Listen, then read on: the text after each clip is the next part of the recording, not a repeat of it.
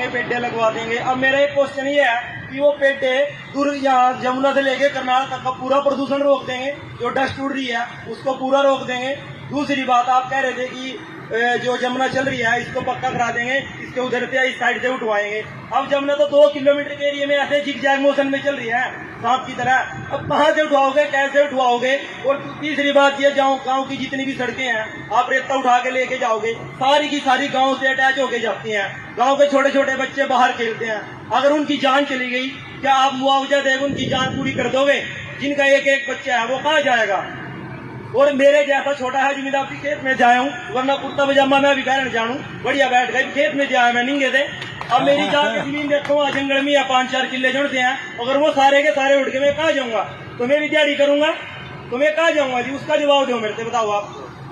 हाँ, project officer जो है, एक बार जो इनका कंसर्न है कि आप किस तरीके से प्लांटेशन करेंगे। एक और बात है जी, अगर आप इस वक्त मेरे को दे दोगे 5-4 लाख 10 लाख लेके, मैं कितने साल गुजारा कर लूंगा उसमें? अपने जो 5-4 किले हैं वो देके अगर मैं 10 लाख भी ले लिया आपसे और मेरा 10 साल गुजारा चल गया, उसके बाद मैं कहाँ जाऊंगा? मेरे बच्चे भूखे मरेंगे, मेरे जो आने वाले वंशज हैं वो भूखे मरेंगे। और जितने भी सरपंच है सभी ने अपना विरोध दर्ज कर दिया। इसके बाद भी अगर आप धक्का करोगे फिर तो ये तानाशाही है जो अभी करनाल में कर रहे हैं, उधर कालवान बेटियों के साथ कर रहे हैं, चारों तरफ तानाशाही चल रही है। और इस तानाशाही के हम बिल्कुल खिलाफ है जी, बिल्कुल खिलाफ है। एक बात हो रहा है, अगर उसके बाद भी तानाशाही करोगे तो संविधान में 73वां संशोधन है, जो गाँव की जल जंगल जमीन और जानवर पे पूरे गांव का और ग्राम सभा का पूरा अधिकार है, तो हम संविधान के अकॉर्डिंग लड़ेंगे। फिर अगर संविधान से बाहर चलोगे फिर तो आप लोग गलत हो, मैं सीधा मुंह पे कह रहा हूँ। हाँ, एक बार प्रोजेक्ट ऑफिसर जो है